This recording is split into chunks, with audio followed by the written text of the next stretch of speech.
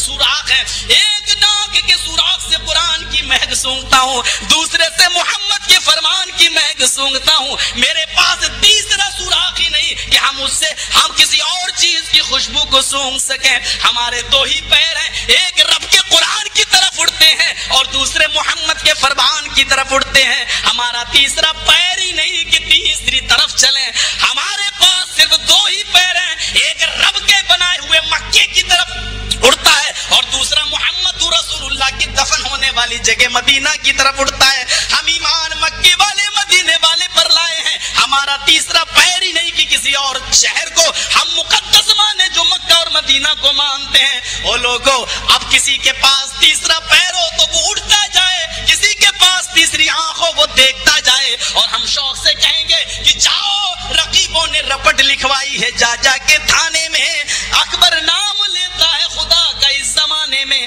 ہم شاعر کے شعر میں تبدیلی کرتے ہوئے تمہیں نذرانہ پیش کرتے ہوئے کہیں گے کہ اکبر نام لیتا ہے خدا کا اس زمانے میں. ایسا نہیں, تم نے تو رپٹ یہ لکھوائی ہے کہ رقیبوں نے رپٹ لکھوائی ہے جا جا کے تھانے میں. جرجیس نام لیتا ہے چیتا کیمپ میں خدا کا اس زمانے میں.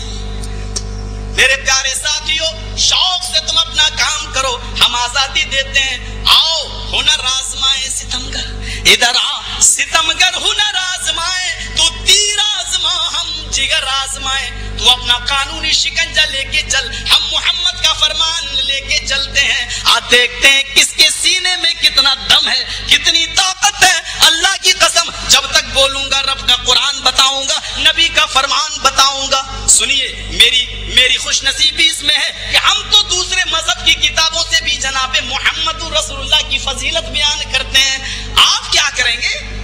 آپ ایک مولانا صاحب آئے بیچارے, وہ کہہ گئے حدیث الگ ہوتی ہے سنت الگ ہوتی ہے. یہ ہے بیچاری حدیث کی سمجھ. جانتے ہو کیا کہہ رہے تھے وہ؟ نام نہیں لوں گا, بڑی مبارک ہستی ہے, اس کا نام لینے سے پہلے وضو بنانا پڑے گا مجھے. کتنی مبارک ہستی ہے. وہ کہتا ہے اللہ کے رسول نے کھڑے ہو کر پیشاب کیا, یہ ہے حدیث.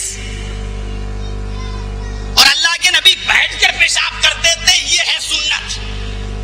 اب آپ اہل سنت بنو گے یا اہل حدیث بنو گے؟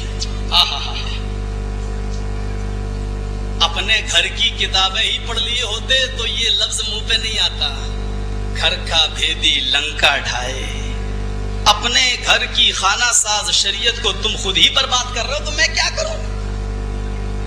چلو مسئلہ بعد میں بتاؤں گا. ابھی اتنا بتا دوں میرے بھائیوں کہ یہ جب لوگ سمجھیں گے کہ سنت یہ ہے اور حدیث یہ ہے, حدیث الگ ہوتی ہے سنت الگ ہوتی ہے, وہ نام لے رہا ہے اہل حدیث بنو گے یا اہل سنت.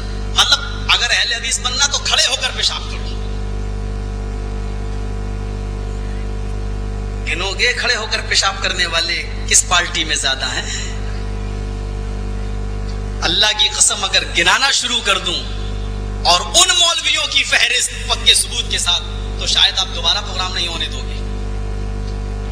یہ نہ سوچو کہ آپ کا ہو جائے گا, وہ بھی مشکل ہے, کیونکہ آگ لگتی ہے تو دونوں طرف سے لگتی ہے. لیکن میں نہیں چاہتا ہوں. آئیے, ایک کیسٹ ہے میرے پاس, مجھے معلوم نہیں تھا کہ وہ مولانا صاحب یہاں تک پہنچ چکے ہیں. وہ کیسٹ میں پارسل کر کے بھیج دوں گا یا بقرعید بعد آ رہا ہوں. اسی مولوی کی کیسٹ ہے جس نے ہماری ماں بہنوں کے خلاف جو جملے بولے, آپ غور کریے گا اس جملے پر.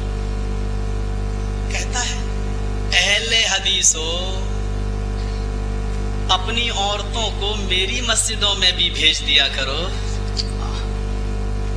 کیا کسی حدیث میں یہ لکھا ہوا ہے کہ فلاں کی مسجد میں اپنی عورتوں کو نہ بھیجو؟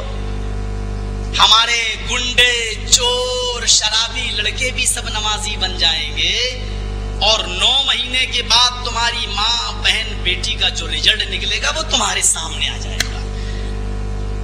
یہ اس مولوی کے الفاظ ہیں جس نے حدیث اور سنت کے درمیان فرق پیدا کیا ہے.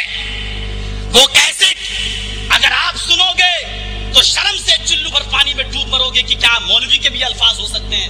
اور ہم نے کہا اس مولوی کا کیا جواب دوں جو خود ہی اپنی اوقات بتا رہا ہے کہ اس کی پبلک کیسی ہے, کہ مسجد میں آنے والے نوجوان لڑکی, مسجد میں آنے والی بحیا, باپردہ اور بابرقع عورتوں کو نہ چھوڑیں تو بازارو عورتوں کے ساتھ کیا معاملہ کرتے ہو. کیا جواب دیا جائے؟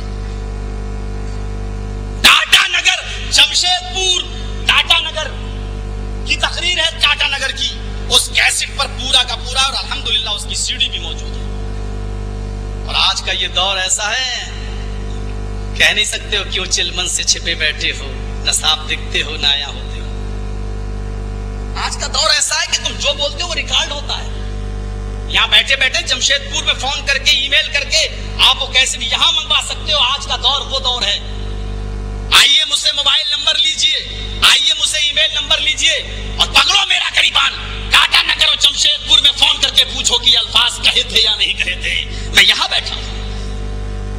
یہ ہے صاحب مفتی جو مفت میں گالیاں دینے کی ڈگری ملی ہوئی ہے۔ یہ مفتی نہیں ہے، مفت میں ڈگریاں گالی دینے کی ڈگری ملی ہوئی ہے۔ تم شوق سے کہو، میرے نبی نے بھی کہا تھا قولوا لا الہ الا اللہ، کہہ دو لا الہ الا اللہ کامیاب ہو جاؤ گے۔ تو گالی کیا ملی؟ وہ بھی بہت بڑا مفتی تھا عرب کا جس نے گالی دی تھی۔ نبی کا چچا کہتا تبن لک یا محمد، لہذا جماعتا نا، اے محمد تو برباد ہو جا، کیا اسی لیے جمع کیا ہے؟ آہا، لیکن اس زمانے میں بھی لوگ اتنے گندے لفظ استعمال نہیں کرتے تھے۔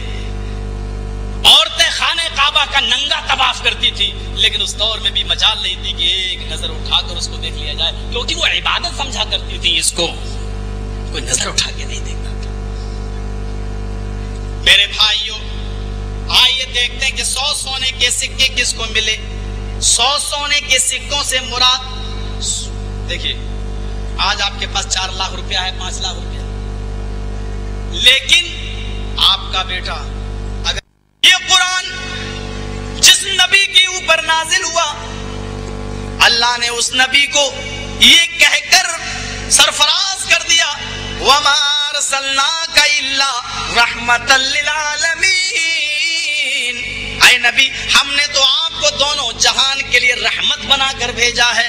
اور اتنا ہی کہہ دوں کہ عرش پہ رب العالمین ہے، فرش پہ رحمت للعالمین۔